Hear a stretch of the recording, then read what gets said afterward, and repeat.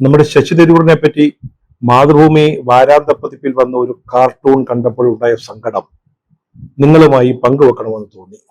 ഇന്നലെ വരെ വിശ്വ പൗരനായി വിരാജിച്ച ഒരാളാ ഇന്നതാ മാതൃഭൂമി പത്രത്തിന്റെ പേജില് റോഡിൽ പായ വിരിച്ച് കിടക്കുന്നു.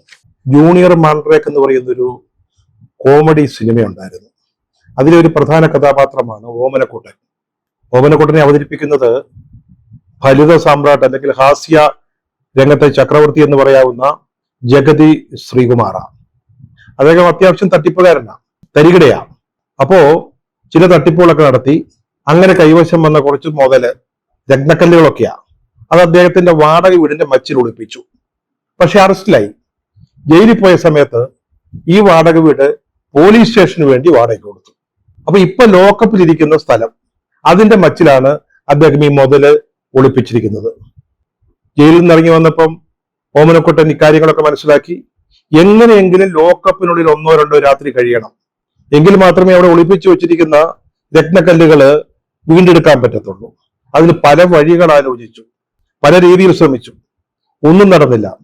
അവസാനം അദ്ദേഹം എന്ത് ചെയ്യുമെന്ന് ചോദിച്ചാല്, തിരക്ക് പിടിച്ച റോഡില് വലിയ ട്രാഫിക് ഉള്ള സമയത്ത് നടു റോഡില് പായ വിരിച്ചു കടന്നു. അപ്പൊ പിന്നെ പോലീസ് പിടിക്കുമല്ലോ.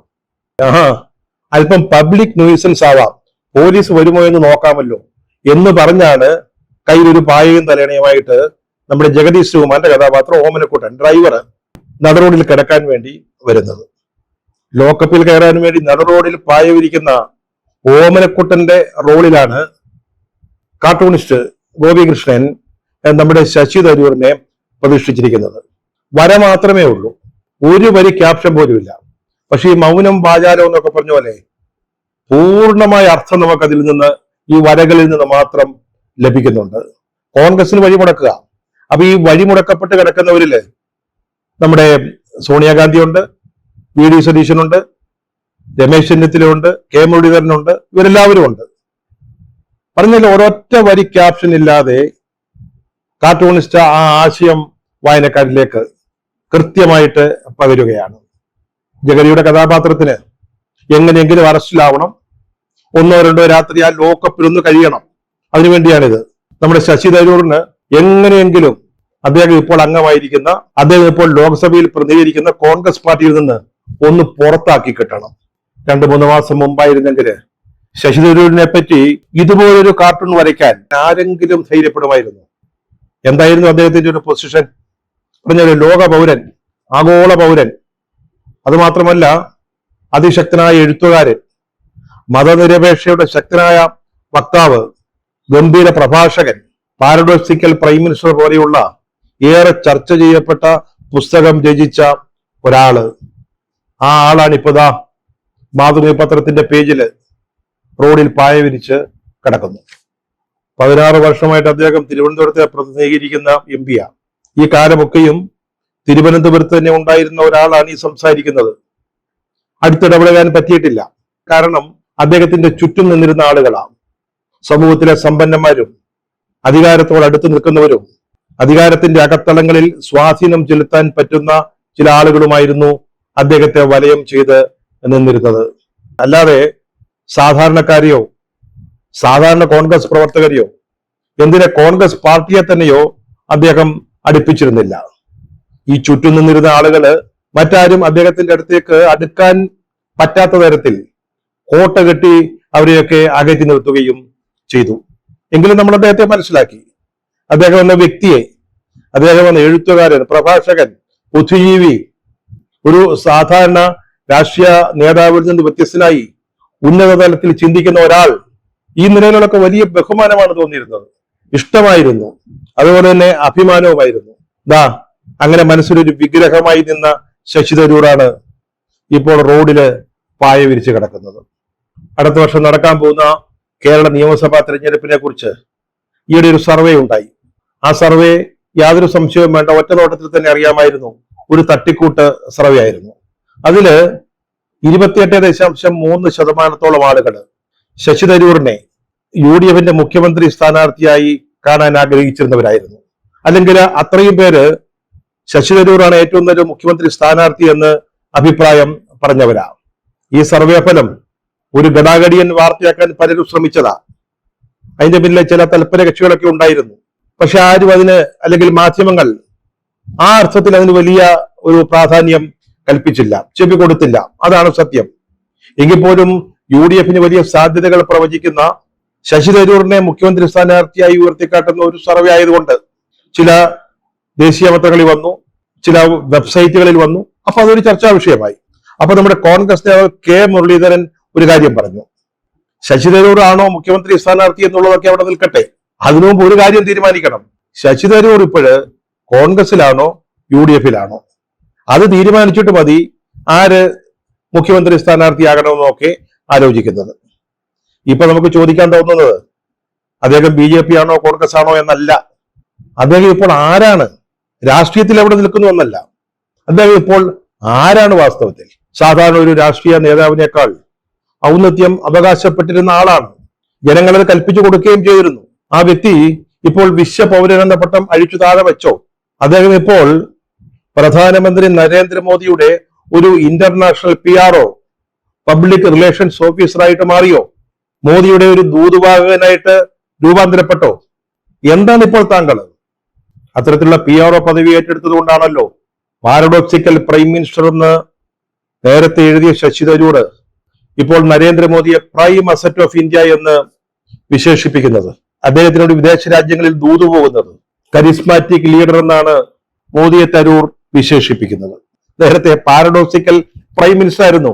ഇപ്പോ ഊർജ പ്രവാഹമുള്ള ഒരു നേതാവ്, ഇന്ത്യയിൽ ഗംഭീര നേട്ടങ്ങൾക്ക് വഴിവെച്ച, നേതൃത്വം നൽകിയ പ്രധാനമന്ത്രി, ഇന്ത്യയെ പഴയ കോൺഗ്രസുകാര് ലെഫ്റ്റ് ഓഫ് ദ സെന്റർ പൊസിഷനിലേക്ക് പ്രതിഷ്ഠിച്ചപ്പോ അവിടെ നിന്ന് ഇന്ത്യയെ വലത്തോട്ട് മാറ്റിയ ആള്, ഇന്ത്യയെ ഇടതുപക്ഷം അല്ലാതാക്കി മാറ്റിയ ഒരു ഭരണാധികാരി, സംഘപരിവാറിന്റെ ഈ മനസ്സുമായിട്ട് ശശി തരൂർ ഇത്രകാലം എങ്ങനെ കോൺഗ്രസിൽ തുടർന്നു എന്നുള്ളതാണ് അത്ഭുതകരമായ കാര്യം. പ്രധാനമന്ത്രി മോദിയെ തിരിഞ്ഞും മറിഞ്ഞും പ്രശംസിക്കുകയും പൂഴ്ത്തുകയും ചെയ്യുന്ന ജോലിയാണ് ഇപ്പോൾ ശശി തരൂർ നിർവഹിച്ചുകൊണ്ടിരിക്കുന്നത്. നല്ല മനോഹരമായി ഇംഗ്ലീഷ് കൈവച്ചുള്ളത് കൊണ്ട് ആ ജോലി നന്നായിട്ട്, നല്ല വെടിപ്പായിട്ട് ചെയ്യുന്നുമുണ്ട്. മോദിയുടെ ഇംഗ്ലീഷ് പ്രസംഗത്തിന്റെ ചില പോരായ്മകള് അതൊക്കെ ചിലർ പരിഹാസ രൂപേണ പറയുമ്പോൾ അതിനെപ്പോലും ന്യായീകരിക്കാൻ സമയം കണ്ടെത്തുന്നു നമ്മുടെ വിശ്വപൗരൻ. അദ്ദേഹം ഒരു കാര്യം ചെയ്യണം. അതായത് കഴിഞ്ഞ ലോക്സഭാ തെരഞ്ഞെടുപ്പിന് മുമ്പ് മോദി ചില അവകാശവാദങ്ങൾ ഉന്നയിച്ചിരുന്നു. അതായത് തൻ്റെതൊരു ബയോളജിക്കൽ ജന്മമല്ല, സാധാരണ നമ്മള് മനുഷ്യന്മാരൊക്കെ ജനിക്കുന്നത് പോലെ അല്ല അദ്ദേഹത്തിന്റെ ജന്മം. അദ്ദേഹത്തിന്റെ ജന്മം ദൈവദത്തമാണ്. ഭഗവാൻ നേരിട്ട് ഭൂമിയിലേക്ക് അയച്ചതാ, ചില നിയോഗങ്ങളുമായിട്ട്, ചില ഉദ്ദേശ ലക്ഷ്യങ്ങൾ സാധിച്ചെടുക്കുന്നതിന് വേണ്ടി. ദൈവദത്തമാണ് അദ്ദേഹത്തിന്റെ ജീവിതം. അദ്ദേഹത്തിന്റെ ഊർജം എന്ന് പറയുന്നത് സാധാരണ മനുഷ്യന്മാർക്ക് കിട്ടുന്നതല്ല, അത് ദൈവത്തിൽ നിന്ന് മോദിയിലേക്ക് പ്രവഹിക്കുന്ന ഒരു വിശേഷപ്പെട്ട എനർജിയാണ്. ഇതൊക്കെയായിരുന്നു അദ്ദേഹത്തിന്റെ അവകാശവാദം. പക്ഷെ തെരഞ്ഞെടുപ്പ് കാലമായിട്ട് പോലും BJP-ക്കാര് പോലും അതത്ര ഏറ്റുപിടിച്ചില്ല. അത്രയും അങ്ങോട്ട് പ്രശംസിക്കാൻ BJP നേതാക്കൾക്ക് പോലും ഒരു ധൈര്യം കിട്ടിയില്ല. ആ പ്രസ്താവന എങ്ങനെ കിടക്കുക? പക്ഷേ ന്യൂസ് 18-ൽ വന്നൊരു ഇന്റർവ്യൂവാ. ഇക്കാര്യം ഇനി ശശി തരൂർ അദ്ദേഹത്തിന്റെ ഭാഷാപരവും ഗവേഷണപരവുമായ എല്ലാ കഴിവുകളും ഉപയോഗിച്ച് ഒന്ന് സാധൂകരിച്ചെടുക്കണം. അത് ശരിയാണ്, മോദിയുടേതൊരു ബയോളജിക്കൽ ജന്മമല്ല, ദൈവദത്തമായ ഒരു ജന്മമാണ് എന്നുള്ളതൊന്ന് സാധിച്ചെടുത്താൽ, അതിന് കഴിഞ്ഞാൽ പിന്നിനി ശശി തരൂറിന് മുൻപിൻ നോക്കേണ്ട കാര്യമില്ല. വെച്ചടി കയറ്റമായിരിക്കും. മോദി സംപ്രീതനായാൽ മതി. ഇതുകൂടെ ഒന്ന് സാധിച്ചു കിട്ടിയാൽ, ബാക്കിയെല്ലാം അദ്ദേഹം ചെയ്യാൻ ശ്രമിക്കുന്നുണ്ട്. ഇതുകൂടെ ഒന്ന് നേടിക്കൊടുത്താൽ ഇനി നമുക്ക് ശശി തരൂറിനെ പിടിച്ചാൽ കിട്ടത്തില്ല. വെറും തിരുവനന്തപുരം MP-യോ ഒരു സാധാ കേന്ദ്രമന്ത്രിയോ ഒന്നും ആയിരിക്കില്ല. അതിനൊക്കെ മുകളിലേക്ക് ഉന്നത വിഹായസിലൊക്കെ അദ്ദേഹം പറന്ന് പോകും.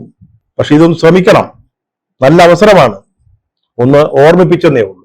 വിശ്വപൗരന്റെ പ്രതിച്ഛായ ഇപ്പോൾ എവിടെ നിൽക്കുന്നു എന്നുള്ളതിന്റെ ഒന്നാം തരം ഉത്തരമാണ് മാതൃഭൂമിയിലെ സൺഡേ സ്ട്രോക്സ് എന്ന പങ്ക്തിയിൽ വന്ന ഈ കാർട്ടൂണ്.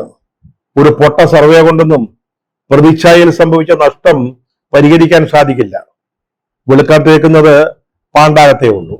സാധാരണഗതിയിൽ ശശി തരൂരിനെ പോലെ MP-യെ കുറിച്ച് മണ്ഡലത്തിൽ വല്ലതും ചെയ്തോ, മണ്ഡലത്തിന് വേണ്ടി താങ്കൾ എന്താണ് പ്രവർത്തിച്ചത് എന്നൊന്നും ചോദിക്കാറില്ല. അദ്ദേഹം അതിനൊക്കെ അതീതനാണല്ലോ. പക്ഷെ ഇപ്പോൾ ആളുകൾ ചോദിച്ചു തുടങ്ങി.